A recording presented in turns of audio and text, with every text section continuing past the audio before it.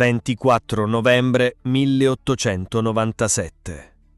Nasce in un piccolo paese siciliano un bambino destinato a cambiare per sempre la storia del crimine mondiale.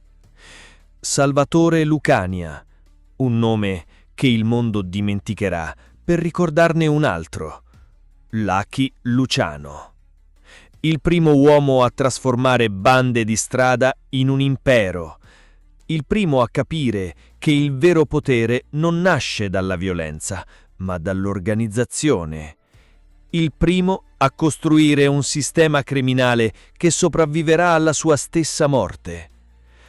Oggi scoprirete come un bambino emigrato dal nulla sia diventato l'architetto del crimine organizzato moderno, come abbia trasformato faide tribali in una federazione nazionale, come abbia inventato regole che ancora oggi governano il sottobosco criminale.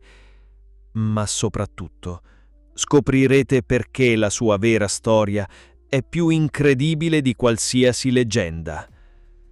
Benvenuti nella biografia completa dell'uomo che ha insegnato al crimine a diventare moderno. Prima di iniziare, se questo tipo di contenuto investigativo vi appassiona, iscrivetevi al canale e attivate la campanella per non perdere i nostri documentari. Lasciate anche un like e un commento se apprezzate il nostro lavoro di ricerca storica.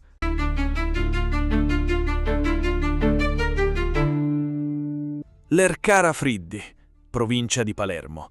Un paese di minatori di zolfo dove la vita vale meno del minerale estratto ogni giorno. È qui che il 24 novembre 1897 Antonio Lucania e Rosalia Caffarella danno alla luce il loro terzo figlio, Salvatore. Un bambino destinato a un futuro che i genitori non possono nemmeno immaginare. L'Italia di fine Ottocento è un paese che non riesce a sfamare i suoi figli. La Sicilia è ancora più povera. Le miniere di zolfo di Lercara Friddi sono uno dei posti più duri al mondo per guadagnarsi la vita. Antonio Lucania, padre di Salvatore, lavora nelle miniere. Conosce il peso della povertà, la disperazione di chi non riesce a garantire un futuro ai propri figli. Sa che in America le cose potrebbero andare diversamente. 1906. La famiglia Lucania prende la decisione che cambierà la storia del crimine mondiale: emigrare negli Stati Uniti. Salvatore ha 9 anni quando sale su una nave diretta a New York. Non sa che sta per diventare uno dei protagonisti assoluti del XX secolo. Non sa che il suo nome diventerà sinonimo di potere. L'arrivo in America, Lower East Side di Manhattan, un quartiere che è un crogiolo di disperazione e opportunità. Migliaia di immigrati italiani, ebrei, irlandesi, tutti in cerca della stessa cosa, una possibilità. La famiglia Lucania si sistema in un appartamento sovraffollato. Condividono lo spazio con altre famiglie, condividono la speranza di costruire qualcosa di diverso. Ma il giovane Salvatore si accorge subito di una cosa: in America non basta lavorare duro per emergere, bisogna essere più furbi, più spietati, più organizzati. I primi segnali del suo futuro criminale emergono già durante l'adolescenza. Salvatore, che inizia a farsi chiamare Charlie, scopre di avere un talento naturale. Sa convincere, sa intimidire, sa organizzare. La sua prima attività è l'estorsione di protezione. Target: i bambini ebrei che tornavano da scuola. Il metodo è semplice: paghi o vieni picchiato. Ma un giorno incontra qualcuno che cambierà per sempre la sua vita. Un ragazzino ebreo che si rifiuta di pagare. Meyer Lansky. L'incontro tra Charlie Luciano e Meyer Lansky non è solo l'inizio di un'amicizia, è l'inizio di una rivoluzione nel crimine organizzato. 2 bambini, 2 culture diverse, un'unica intuizione. Il futuro appartiene a chi sa unire le forze, non a chi le divide.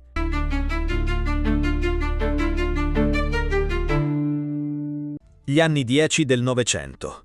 New York è una città in trasformazione. Il crimine organizzato è ancora primitivo, fatto di gang territoriali, di violenza gratuita, di piccoli crimini di strada. Charlie Luciano e Meyer Lansky crescono insieme, imparano insieme, ma soprattutto capiscono insieme che il modello tradizionale delle gang non funziona. 1916. Primo arresto di Luciano. Possesso di narcotici. 6 mesi di prigione. Ma Charlie non li vive come una sconfitta. Li vive come un'opportunità di imparare. In carcere incontra criminali di ogni tipo, studia i loro metodi, analizza i loro errori. Capisce che la violenza fine a se stessa è una perdita di tempo e denaro. Ma la vera svolta arriva quando incontra l'uomo che diventerà il suo maestro. Arnold Rothstein. Rothstein, soprannominato The Brain e The Big Bang Crawl, non è un gangster tradizionale. È qualcosa di nuovo, di rivoluzionario. È un businessman del crimine. Rothstein insegna a Luciano e Lansky una lezione fondamentale. Il crimine deve essere trattato come un'impresa, con investimenti, budget, piani a lungo termine, con una mentalità imprenditoriale. È Rothstein a spiegare loro il concetto di networking criminale. Non importa di che etnia sei, di che religione, da quale quartiere vieni. L'unica cosa che conta è il profitto. Questa lezione cambierà per sempre la storia del crimine organizzato americano.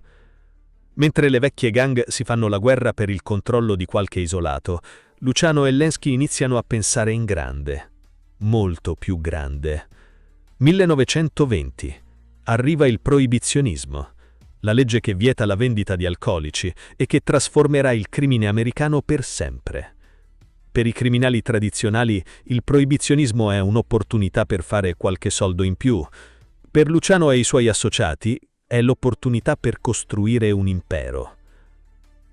Charlie capisce immediatamente che il contrabbando di alcolici non è un crimine qualsiasi, è un business nazionale, che richiede organizzazione, logistica, alleanze.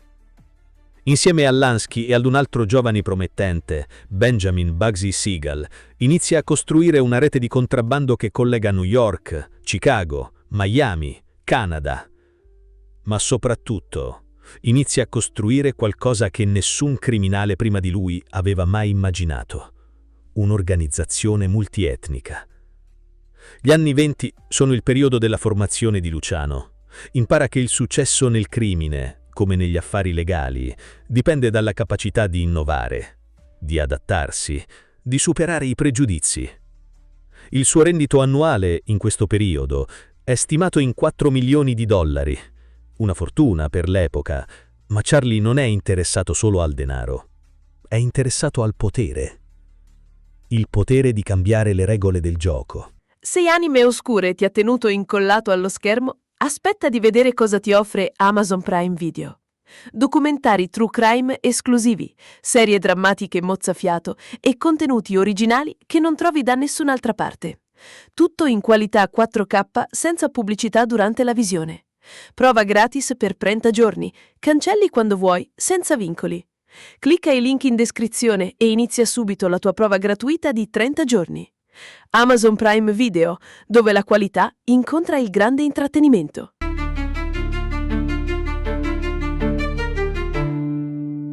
«1929.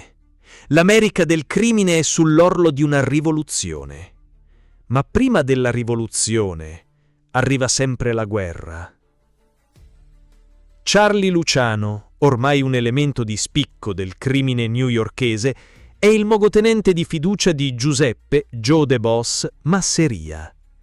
Masseria rappresenta la vecchia guardia, i Mustache Pete's, come li chiamano i giovani, uomini legati alle tradizioni siciliane, alle faide di paese, all'odio per tutto ciò che non è italiano. Dall'altra parte c'è Salvatore Maranzano, un boss colto, che studia Giulio Cesare e sogna di essere l'imperatore del crimine americano. L'occasione del conflitto è banale, come spesso accade nelle guerre. Controllo dei territori, spartizione dei profitti, orgoglio ferito. Ma la vera ragione è più profonda.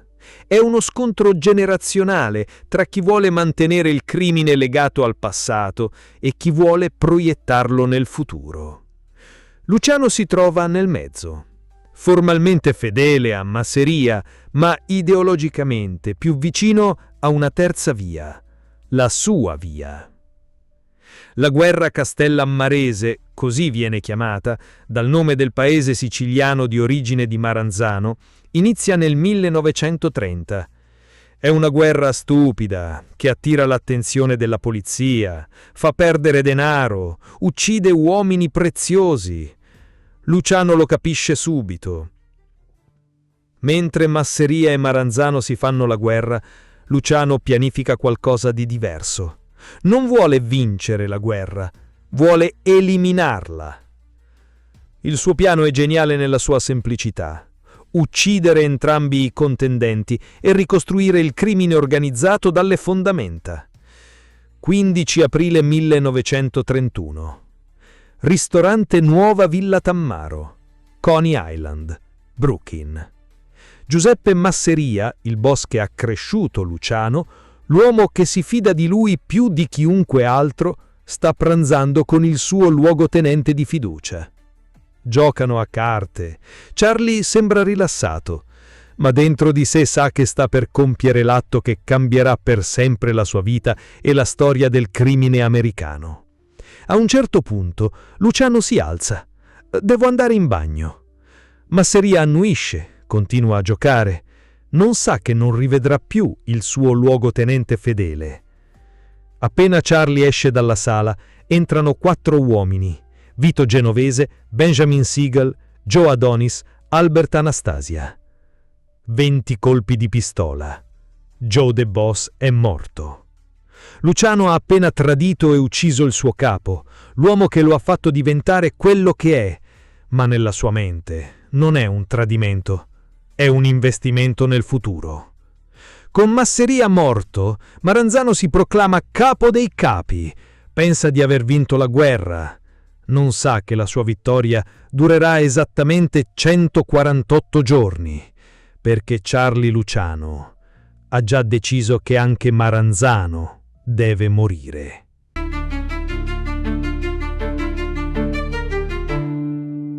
– 10 settembre 1931. Ufficio di Salvatore Maranzano, Park Avenue, Manhattan. Sono passati meno di 5 mesi dall'omicidio di Masseria e Maranzano si sente ormai sicuro del suo potere. Si è proclamato capo dei capi, ha riorganizzato le famiglie di New York, pensa di essere diventato l'imperatore del crimine. Ma non ha capito Charlie Luciano. Quel giorno 4 uomini si presentano nell'ufficio di Maranzano. Dicono di essere agenti federali, mostrano distintivi falsi, ma perfettamente credibili. Maranzano non ha il tempo di insospettirsi. Gli sparano 6 colpi, poi lo accoltellano per essere sicuri. Il capo dei capi è morto. I sicari sono ebrei, scelti appositamente da Luciano perché i loro volti sono sconosciuti agli uomini di Maranzano. Un dettaglio che dimostra il genio strategico di Charlie. Con questo doppio omicidio, Luciano non ha solo vinto una guerra. Ha eliminato un modello, quello del boss assoluto, del tiranno che comanda attraverso la paura, e al suo posto crea qualcosa di rivoluzionario: la commissione. L'idea è semplice, ma geniale. Invece di un solo capo, un consiglio di pari. 5 famiglie di New York, più rappresentanti delle altre grandi città americane che prendono decisioni insieme. È la nascita della democrazia criminale. Le 5 famiglie che ancora oggi controllano New York prendono forma in questo momento: Luciano, Vincent Mangano, Tommy Gagliano, Joe Bonanno, Joe Profaci. Ma la vera rivoluzione è nel metodo. La commissione non governa attraverso la violenza, ma attraverso il business. Le dispute si risolvono con l'arbitrato, non con le guerre. I territori si dividono in base alla competenza, non alla forza. È l'applicazione al crimine dei principi che Arnold Rothstein aveva insegnato a Luciano, il crimine come impresa. Ma Charlie va oltre. Crea anche il National Crime Syndicate, un'alleanza che unisce italiani, ebrei e irlandesi tutti sotto un unico progetto: il controllo dell'economia criminale americana. Meyer Lansky diventa il tesoriere, Frank Costello il diplomatico, Bugsy Siegel l'espansore verso ovest, Albert Anastasia il capo della squadra omicidi, soprannominata Murder Incorporated. È un sistema perfetto nella sua organizzazione, spietato nella sua efficienza, e funziona. Gli anni 30 sono l'epoca d'oro di Lucky Luciano. Il suo impero controlla il gioco d'azzardo, la prostituzione, il contrabbando, i racket sindacali. Il suo reddito personale è stimato in oltre 10 milioni di dollari all'anno. Ma il vero potere di Luciano non si misura in denaro, si misura in influenza. Politici, giudici, poliziotti, sindacalisti, tutti sanno che, prima o poi, dovranno avere a che fare con lui. Lucky Luciano, a 35 anni, è diventato l'uomo più potente del crimine americano e forse l'uomo più potente d'America. Ma il potere assoluto attira sempre nemici assoluti.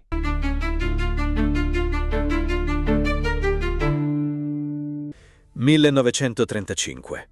Thomas Edmund Dewey, 32 anni, procuratore speciale di New York. L'uomo chiamato a fare quello che nessuno prima di lui era riuscito a fare: arrestare Lucky Luciano. Dewey è giovane, ambizioso, intelligente, ma soprattutto è pulito. In una città dove tutti hanno un prezzo, lui non può essere comprato. Per anni gli investigatori hanno cercato di incastrare Luciano, per omicidio, per contrabbando, per racket. Ma Charlie è troppo intelligente, troppo attento, troppo protetto.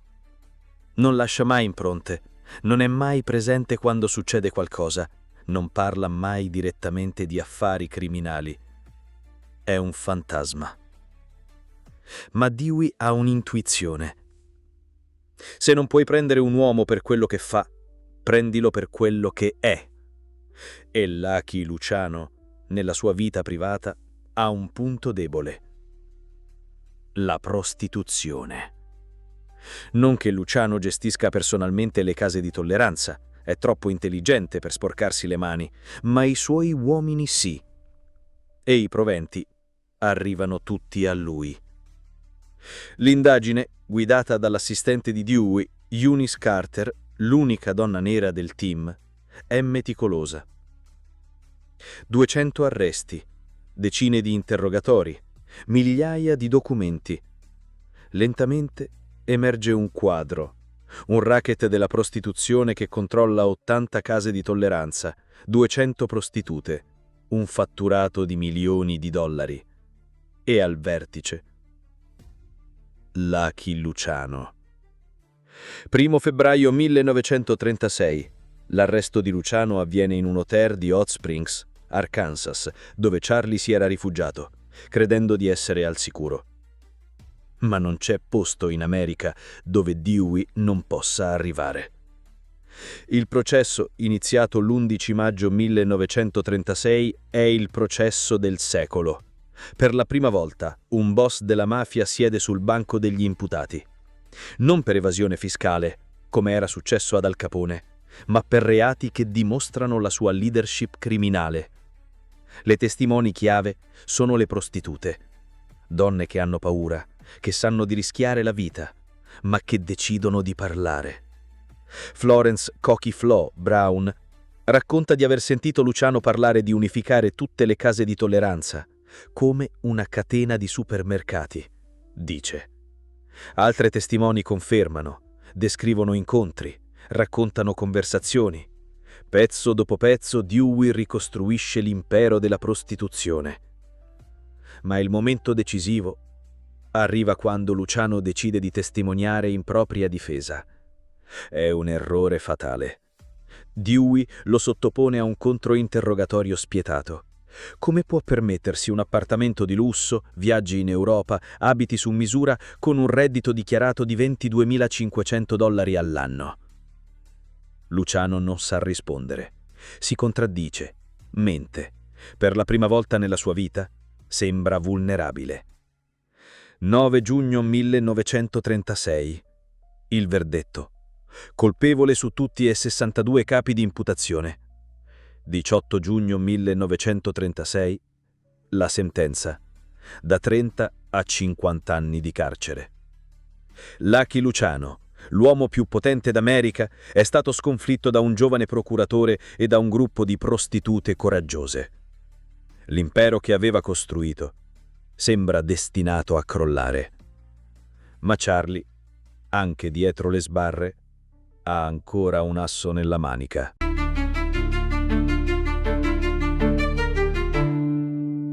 Clinton Correctional Facility, Dannemora, New York. Il carcere che i detenuti chiamano Little Siberia per il freddo che penetra nelle ossa e la disperazione che penetra nell'anima. È qui che Lucky Luciano, l'ex padrone del crimine americano, trascorre i giorni dal 1936. Condannato a morire in prigione, dimenticato dal mondo, tradito da alcuni dei suoi uomini. Ma la storia ha in serbo per lui una svolta che nessuno poteva immaginare. 7 dicembre 1941, Pearl Harbor. L'America entra in guerra e improvvisamente i nemici di ieri possono diventare gli alleati di oggi. Febbraio 1942, New York Harbor. La nave da crociera francese SS Normandie, requisita dalla Marina americana, prende fuoco mentre viene convertita in nave da trasporto truppe. L'incendio è così devastante che la nave si ribalta. Ufficialmente è un incidente, ma i servizi segreti americani temono il sabotaggio. I porti americani sono vulnerabili e il nemico potrebbe già essere infiltrato. È in questo momento di panico che qualcuno nell'Office of Naval Intelligence ha un'idea. Disperata, ma geniale. Chiedere aiuto alla mafia. I docks di New York sono controllati dai sindacati. I sindacati sono infiltrati dalla mafia e la mafia risponde a Lucky Luciano, anche dal carcere. Il primo approccio avviene attraverso Meyer Lansky, l'amico di una vita, l'uomo che non ha mai tradito, l'unico che può parlare a nome di Lucky. La proposta è semplice. Luciano userà la sua influenza sui portuali per prevenire sabotaggi, scioperi, infiltrazioni nemiche. In cambio, il governo considererà una riduzione della pena. Per Luciano è l'opportunità della vita, l'occasione di dimostrare che, quando serve, anche un criminale può essere un patriota. O forse è solo l'ennesima mossa di un maestro degli scacchi. L'operazione, che verrà chiamata Operation Underworld, inizia ufficialmente. Ma in segreto assoluto. Luciano, dalla sua cella, inizia a muovere le pedine. Una telefonata qui, un messaggio di là, una raccomandazione sussurrata. I risultati sono immediati. Gli scioperi nei porti si riducono drasticamente. Le informazioni sui movimenti sospetti aumentano. I sabotaggi, se ce n'erano stati, cessano completamente. Ma c'è un'altra storia, più controversa, più discussa. L'operazione Husky. Luglio 1943, lo sbarco alleato in Sicilia, la più grande operazione anfibia della storia. 250.000 uomini che devono conquistare l'isola natale di Lucky Luciano. Secondo la leggenda, Luciano avrebbe fornito ai servizi segreti americani i contatti con la mafia siciliana. Calogero Vizzini, il boss di Villalba, avrebbe collaborato con gli alleati facilitando l'avanzata delle truppe. La storia racconta di fazzoletti con la L di Luciano sventolati come segnali, di mafiosi che guidano i soldati americani attraverso sentieri segreti, di resistenza fascista sabotata dall'interno. Ma è vera questa storia? Gli storici moderni hanno smontato pezzo per pezzo questa leggenda. Non esistono documenti ufficiali, non ci sono prove concrete, non c'è logica militare. Perché mai i servizi segreti avrebbero affidato i segreti di un'operazione che coinvolgeva 250.000 di uomini a gangster di dubbia affidabilità? La verità, probabilmente, è più semplice. Luciano e i boss siciliani hanno inventato questa storia per accrescere il loro prestigio e per giustificare la clemenza del governo americano. Perché la clemenza, davvero, arriva. 3 gennaio 1946, il governatore Thomas Dewey, lo stesso uomo che aveva messo in prigione Luciano, commuta la sua pena. Ma c'è una condizione: deportazione immediata in Italia. Lucky Luciano, dopo 40 anni in America, deve tornare in una Sicilia che non ricorda più. 10 febbraio 1946, il piroscafo Laura Keane salpa da Brooklyn con a bordo il più famoso deportato della storia americana. Lucky Luciano guarda per l'ultima volta lo skyline di New York, la città che lo ha fatto diventare quello che è, la città che non rivedrà mai più. Ma Charlie, anche in esilio, ha ancora progetti, grandi progetti.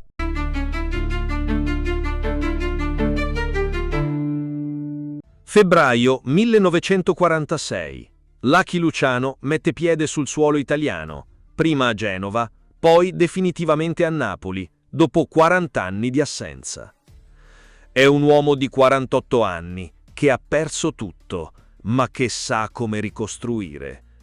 L'Italia del dopoguerra è un paese devastato, città distrutte, economia al collasso, istituzioni che non funzionano. Per un uomo come Luciano è l'ambiente perfetto. Ma Charlie ha in mente qualcosa di più ambizioso. Non vuole ricostruire in Italia, vuole tornare a controllare l'America. E c'è un posto, a solo 150 chilometri dalla Florida, dove questo è possibile. Cuba. Ottobre 1946. Lucky Luciano, con un passaporto falso, atterra a L'Avana. Ufficialmente è Salvatore Lucania, un businessman italo-americano interessato a investimenti alberghieri. In realtà è il tentativo più audace della storia del crimine di governare un impero dall'esilio. Cuba, sotto la dittatura di Fulgencio Batista, è il paradiso dei gangster americani. Casinò aperti 24 ore, prostituzione legalizzata, polizia corrotta. È Las Vegas, 20 anni prima di Las Vegas. Dicembre 1946, Hotel Nacional de Cuba, L'Avana. Luciano convoca la riunione più importante della storia del crimine organizzato americano, la Conferenza dell'Havana. Arrivano tutti: Frank Costello da New York, Meyer Lansky da Miami, Carlos Marcello da New Orleans, Santo Trafficante da Tampa, Joe Bonanno, Albert Anastasia. Anche Vito Genovese, il sottocapo che durante la guerra aveva cercato di prendere il controllo della famiglia Luciano, anche lui è costretto a venire a rendere omaggio.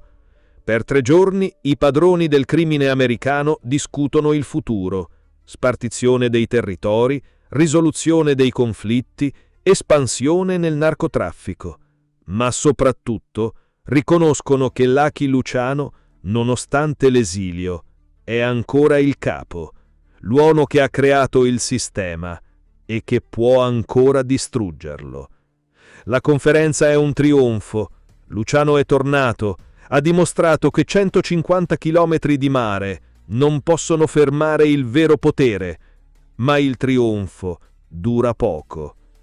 Harry Jacob Anslinger, commissario del Federal Bureau of Narcotics, l'uomo che ha dichiarato guerra personale a Lucky Luciano, sa che Luciano è a Cuba, sa che sta riorganizzando il crimine americano e sa esattamente come fermarlo. Il ricatto è semplice ma devastante. Se Battista non espelle Luciano, gli Stati Uniti bloccheranno tutte le forniture mediche dirette a Cuba, farmaci, attrezzature ospedaliere, vaccini. Per un paese povero come Cuba è una sentenza di morte. Febbraio 1947. Battista cede. Lucky Luciano viene arrestato e imbarcato su una nave diretta in Italia. Il sogno del ritorno è finito, ma non il potere.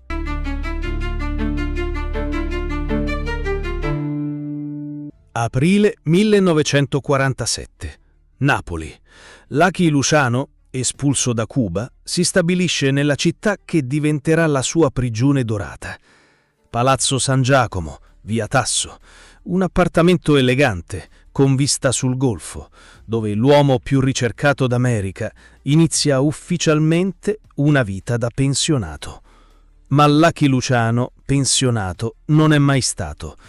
La Napoli del dopoguerra è una città devastata dai bombardamenti, affamata, disperata, dove tutto si compra, tutto si vende, tutto è possibile. È l'ambiente perfetto per costruire quello che diventerà il più grande traffico di droga della storia. Luciano, ufficialmente, apre un negozio di elettrodomestici, vende frigoriferi, televisori, lavatrici. Sembra un businessman qualunque, che cerca di ricostruirsi una vita normale. Ma la realtà è molto diversa. Il Federal Bureau of Narcotics, diretto da Harry Anslinger, tiene Luciano sotto sorveglianza costante. Agenti americani a Napoli, polizia italiana, intercettazioni telefoniche. Ogni sua mossa è controllata. E quello che scoprono è terrificante. Lucky Luciano, dall'Italia, sta rivoluzionando il traffico internazionale di eroina. Collega 3 continenti, 3 organizzazioni criminali, 3 mondi. L'Asia, dove l'oppio viene coltivato nei campi del Triangolo d'Oro, tra Birmania, Thailandia e Laos. L'Europa, dove l'oppio diventa eroina, nei laboratori di Marsiglia, gestiti dalla mafia corsa. La French Connection, che diventerà leggenda. L'America, dove l'eroina viene distribuita, nelle strade di New York, Chicago, Detroit, dalle famiglie che Luciano ha creato e che ancora gli obbediscono.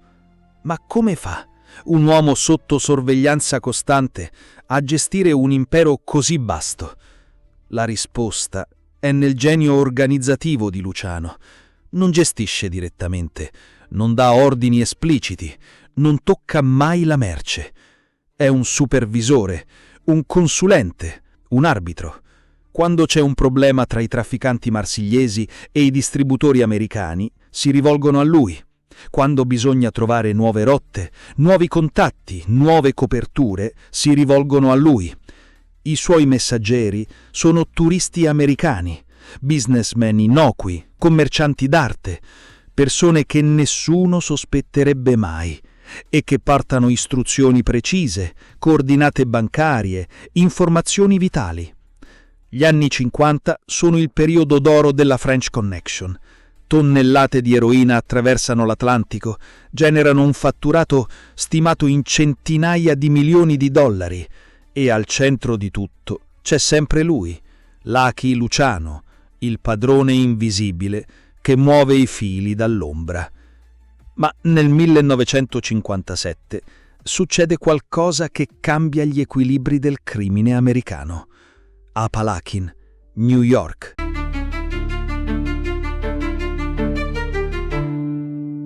«14 novembre 1957. Apalachin, New York. La tenuta di Joseph Barbara, 100 boss della mafia americana, riuniti per decidere il futuro del crimine organizzato. Lucky Luciano non c'è. Per la prima volta da quando ha creato la commissione, la più importante riunione della mafia americana si svolge senza di lui. È il segno dei tempi che cambiano. Vito Genovese, il sottocapo che Luciano aveva sempre tenuto a bada, ha preso il controllo della famiglia. Ha fatto uccidere Frank Costello, l'uomo che reggeva l'impero durante la prigionia del boss. Anzi, ha tentato di farlo uccidere. Ma l'attentato è fallito. Costello è sopravvissuto. E si è ritirato. Spaventato. Albert Anastasia non ha avuto la stessa fortuna. Il Lord High Executioner, l'uomo che aveva eseguito gli ordini di morte di Luciano per 20 anni, è stato ammazzato, mentre si faceva la barba nel barbiere dell'Hotel Park Sheraton, a Manhattan. 3 colpi di pistola. L'esecutore è stato giustiziato. Genovese ha convocato la riunione di Apalachin per farsi riconoscere come nuovo capo supremo, per sostituire definitivamente Lucky Luciano. Ma la riunione si trasforma in un disastro. La polizia locale, insospettita dal traffico di auto di lusso, circonda la proprietà. I boss, presi dal panico, scappano nei boschi. Alcuni in pigiama, altri scalzi. 58 arresti, i nomi più importanti della mafia americana sui giornali di tutto il mondo. L'esistenza del crimine organizzato che per decenni era stata negata diventa innegabile. È il più grande fallimento nella storia della mafia americana. E Lucky Luciano, dalla sua villa in Napoli, guarda la televisione e capisce che un'epoca è finita. I giovani boss non hanno più il suo controllo, la sua saggezza, la sua capacità di mantenere la pace, di tenere la mafia nell'ombra. Genovese, nel tentativo di prendere il potere, ha esposto tutti. Ha rotto la regola d'oro di Luciano. Tenere sempre il profilo basso. Le conseguenze non si fanno attendere. Il governo americano, sotto la pressione dell'opinione pubblica, scatena una guerra totale contro il crimine organizzato. Intercettazioni, infiltrazioni, leggi speciali. La mafia, che Luciano aveva reso potente, mantenendola invisibile, ora è sotto i riflettori. E quando sei sotto i riflettori, diventi vulnerabile. Ma per Luciano il vero colpo non viene dall'America, viene dall'Italia. Le autorità italiane, su pressione americana, iniziano a controllarlo più strettamente. I suoi movimenti sono limitati, i suoi contatti sorvegliati, la sua libertà, quella poca che gli restava, viene ulteriormente ridotta. Lucky Luciano, a 60 anni, si ritrova davvero in esilio, lontano dal potere che aveva costruito, lontano dagli uomini che aveva cresciuto, lontano dal mondo che aveva dominato. Ma c'è un ultimo atto nella sua storia, un ultimo tentativo di controllare la propria leggenda.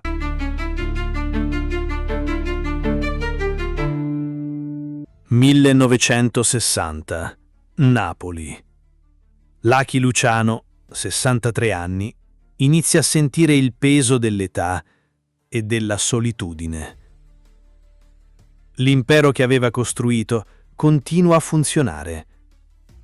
La French Connection produce ancora tonnellate di eroina.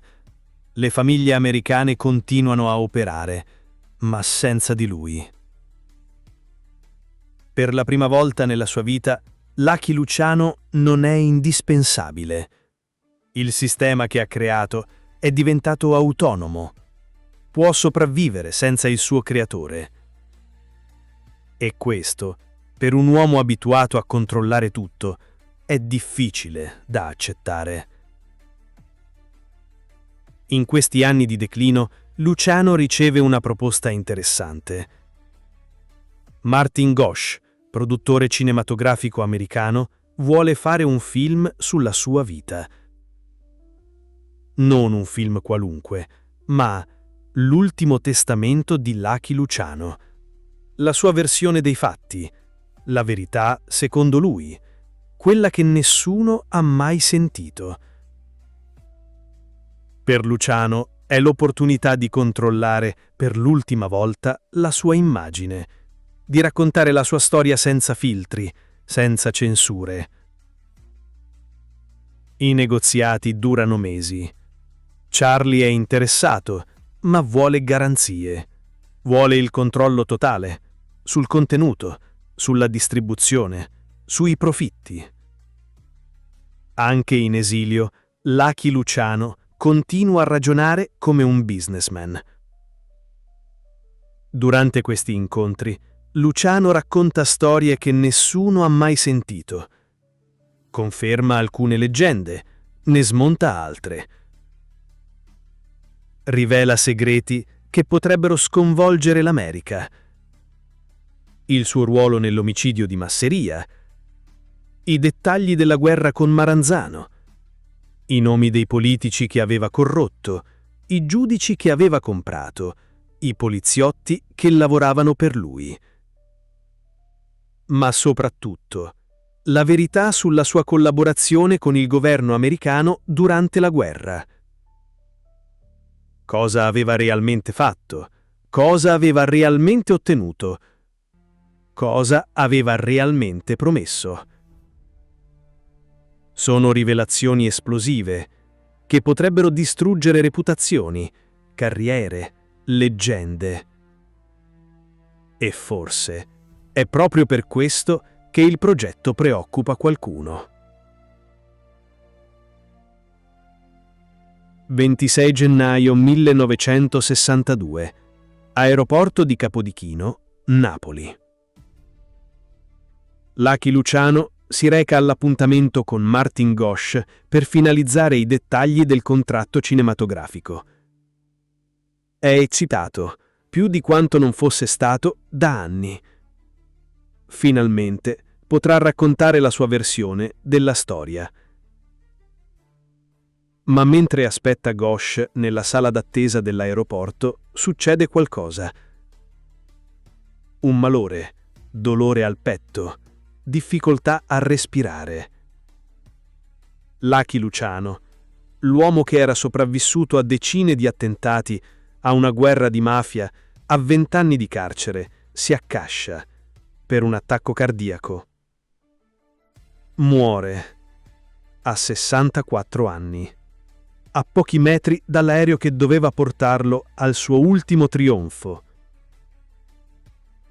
Ma c'è qualcosa che non convince.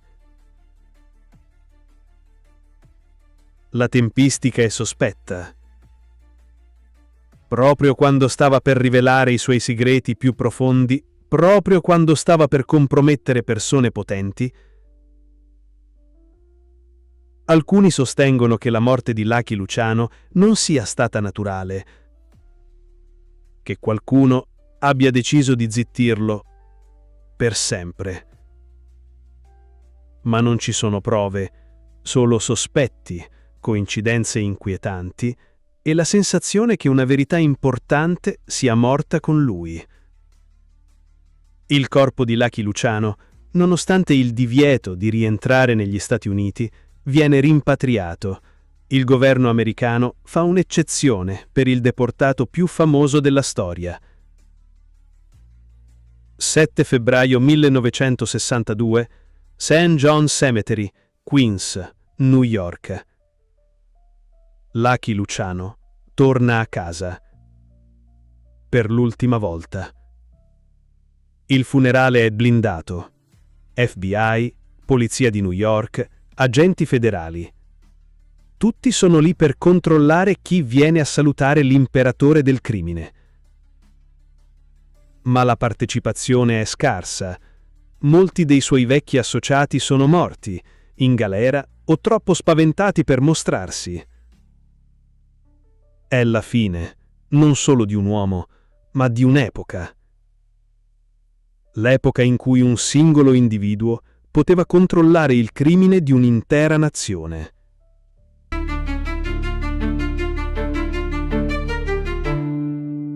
Con la morte di Lucky Luciano, il mondo del crimine organizzato non si ferma. Continua seguendo i binari che lui aveva tracciato.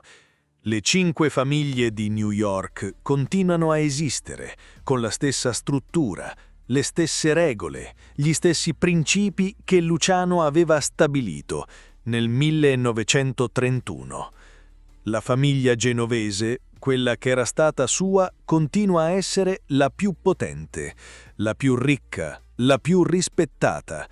Ma non è l'unica eredità che Luciano lascia. Meyer Lansky, l'amico di una vita, continua a gestire l'impero finanziario che avevano costruito insieme.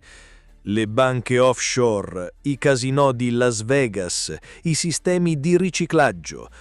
Frank Costello, nonostante si sia ritirato dopo l'attentato di Genovese, mantiene la sua influenza sui politici, sui giudici, sui sindacalisti. Santo trafficante, da Tampa, controlla i rapporti con Cuba e l'America Latina, seguendo le rotte che Luciano aveva aperto. Ma soprattutto la French Connection continua a operare. Anche senza il suo supervisore, il sistema è così robusto, così ben organizzato che funziona da solo. Per tutti gli anni 60 l'eroina continua ad arrivare. Dall'Europa, i laboratori di Marsiglia continuano a produrre, le famiglie americane continuano a distribuire. È la dimostrazione finale del genio organizzativo di Lucky Luciano. Ha creato un sistema che può sopravvivere al suo creatore. Ma c'è qualcosa di più profondo nell'eredità di Luciano, qualcosa che va oltre i singoli crimini, le singole organizzazioni. Ha cambiato la natura stessa del crimine organizzato. Prima di lui i criminali erano violenti, disorganizzati, primitivi. Dopo di lui diventano manager, strateghi, imprenditori. Prima di lui le guerre tra gang erano continue, sanguinose, autodistruttive. Dopo di lui vengono sostituite per negoziati, arbitrati, accordi commerciali. Lucky Luciano non ha solo creato un'organizzazione criminale, ha inventato il crimine organizzato moderno.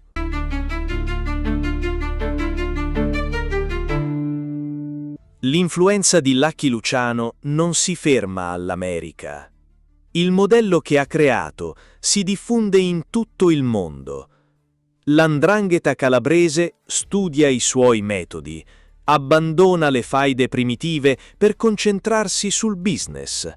Crea alleanze internazionali, sistemi di riciclaggio, reti di distribuzione che coprono il mondo intero.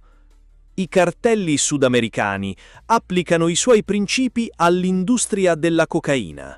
Pablo Escobar, il Chapo Guzman, i boss del cartello di Sinaloa, tutti seguono, inconsapevolmente, le regole che Luciano aveva stabilito negli anni 30. Corruzione sistematica invece di violenza casuale, diversificazione degli affari invece di specializzazione primitiva, cooperazione internazionale invece di isolamento territoriale. La Yakuza giapponese, le triadi cinesi, la mafia russa, tutte le grandi organizzazioni criminali mondiali portano l'impronta del modello Luciano. Ma forse l'eredità più profonda non è nelle organizzazioni criminali, è nella società stessa. Lucky Luciano è stato il primo a capire che nell'America moderna il vero potere non viene dalla violenza, ma dalla capacità di corrompere le istituzioni. Ha dimostrato che con abbastanza denaro si può comprare qualsiasi cosa: giudici, politici, poliziotti, sindacalisti. E questa lezione non l'hanno imparata solo i criminali. L'hanno imparata anche le grandi corporations, i lobbisti di Washington, i magnati di Wall Street. Tutti coloro che hanno capito che il sistema può essere manipolato. In un certo senso, Lucky Luciano ha anticipato la società americana contemporanea. Una società dove il confine tra legale e illegale diventa sempre più sottile, dove il successo si misura solo in termini di profitto, indipendentemente dai mezzi utilizzati per ottenerlo, dove la violenza viene sostituita dalla corruzione, ma il risultato finale è lo stesso: il controllo del potere.